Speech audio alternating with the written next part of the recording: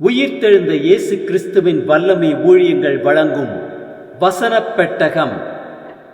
இயேசுவே கர்த்தர். இயேசுவையே தேவன் ஆண்டவரும் கிறிஸ்துவுமாக்கினார். இயேசுவே ராஜாதி ராஜா, கர்த்தாதி கர்த்தா. கிறிஸ்துவே மரித்தோர் மேலும் ஜீவனுள்ளோர் மேலும் ஆண்டவர். கிறிஸ்துவே போதகரும் ஆண்டவருமாயிருக்கிறார். வசனப் பெட்டகத்தின் இன்றைய தின கருப்பொருள் ஆலயம். கர்த்தருடைய ஆலயத்திற்கு போவோம் வாருங்கள் என்று எனக்கு அவர்கள் சொன்னபோது மகிழ்ச்சியாயிருந்தேன். ஆலயத்தை குறித்ததான வேத வசனங்களை பார்க்கலாம். 1 ராஜாக்கள் 6:7 வாசிக்கிறோம். ஆலயம் கட்டப்படுகையில் அது பணி தீர்ந்து கொண்டு வரப்பட்ட கற்களாலே கட்டப்பட்டது. ஆகையால் அது கட்டப்படுகிற போது சுத்திகள், வாட்சிகள் முதலான எந்த இருப்பு ஆயுதங்களின் சத்தமும் அதிலே கேட்கப்படவில்லை. 2 நாளாகமம் 7:1-2-3 வாசிக்கிறோம். சாலமோன் ஜெபம் பண்ணி முடிக்கிற போது அக்கினி வானத்திலிருந்து இறங்கி சர்வாங்க தகன பலியையும் மற்ற பலிகளையும் பட்சித்தது. கர்த்தருடைய மகிமையும் ஆலயத்தை நிரப்பிற்று. கர்த்தருடைய மகிமை கர்த்தருடைய ஆலயத்தை நிரப்பினதினால் ஆசாரியர்கள் கர்த்தருடைய ஆலயத்துக்குள் பிரவேசிக்க கூடாதிருந்தது. அக்கினி இறங்குகிறதையும் கர்த்தருடைய மகிமை ஆலயத்தின் மேல் தங்கி இருக்கிறதையும் இஸ்ரவேல் புத்திரர் எல்லாரும் கண்டபோது தளவரிசை மட்டும் தலையிலே முகங்குப்புற குனிந்து பணிந்து, கர்த்தர் நல்லவர், அவருடைய கிருபை என்றுமுள்ளது என்று சொல்லி அவரை துதித்தார்கள்.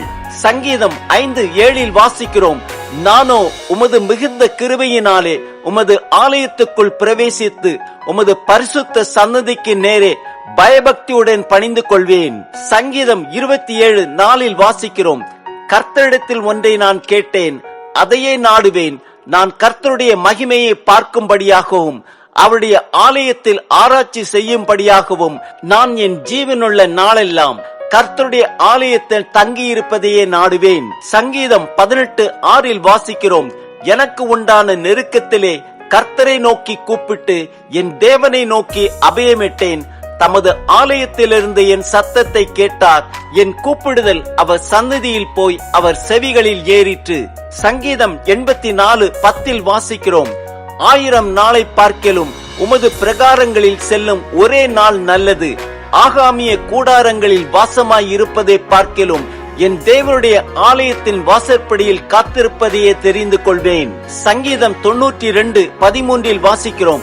கர்த்தருடைய ஆலயத்திலே நாட்டப்பட்டவர்கள் எங்கள் தேவனுடைய பிரகாரங்களில் செழித்திருப்பார்கள். ஏசாயா 6:1-4 வரை உள்ள வசனங்களில் வாசிக்கிறோம்.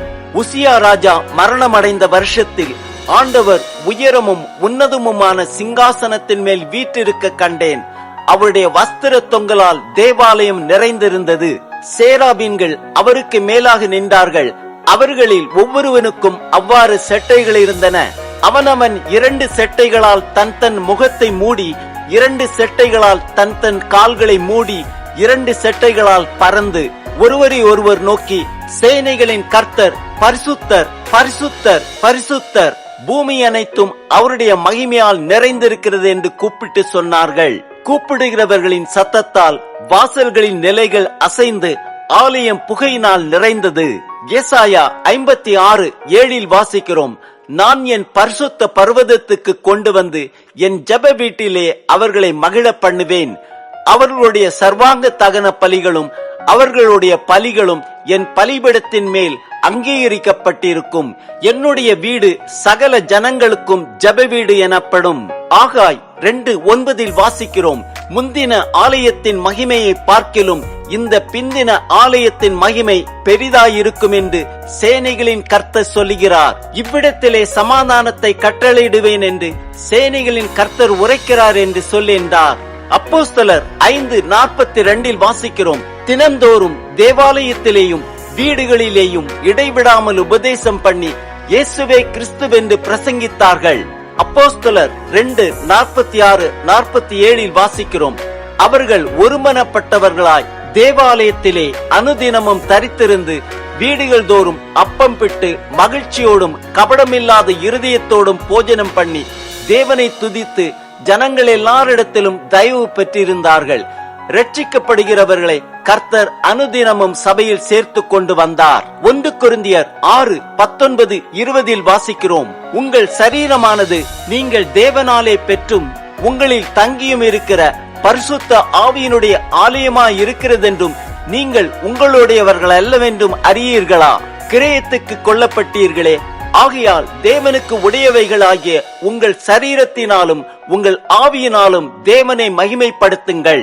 1 கொரிந்தியர் 3:17 வாசிக்கிறோம், ஒருவன் தேவனுடைய ஆலயத்தை கெடுத்தால் அவனை தேவன் கெடுப்பார். தேவனுடைய ஆலயம் பரிசுத்தமாயிருக்கிறது, நீங்களே அந்த ஆலயம். 2 கொரிந்தியர் 6:16 வாசிக்கிறோம், நான் அவர்களுக்குள்ளே வாசம் பண்ணி அவர்களுக்குள்ளே உலாவி அவர்கள் தேவனாயிருப்பேன், அவர்கள் என் ஜனங்களாயிருப்பார்கள் என்று தேவன் சொன்னபடி நீங்கள் ஜீவனுள்ள தேவனுடைய ஆலயமாயிருக்கிறீர்களே. ஆம், கர்த்தருடைய ஆலயத்திற்கு மகிழ்ச்சியோட போவோம். பரிசுத்த சந்ததிக்கு நேரே பயபக்தியுடன் பணிந்து கொண்டு கர்த்தர் நல்லவர், அவருடைய கிருபை என்றுமுள்ளது என்று சொல்லி அவரை துதிப்போம். கர்த்தருடைய ஆலயத்திலே நாட்டப்பட்டவர்கள் தேவனுடைய பிரகாரங்களில் செழித்திருப்பார்கள். ஆகையால் நம்முடைய சரீரத்தை ஜீவ பலியாக ஒப்புக் கொடுப்போம். அவர் நமக்குள்ளே வாசம் பண்ணி நமக்குள்ளே உலாவி நம் தேவனாயிருப்பார், நாம் அவர் ஜனங்களாயிருப்போம்.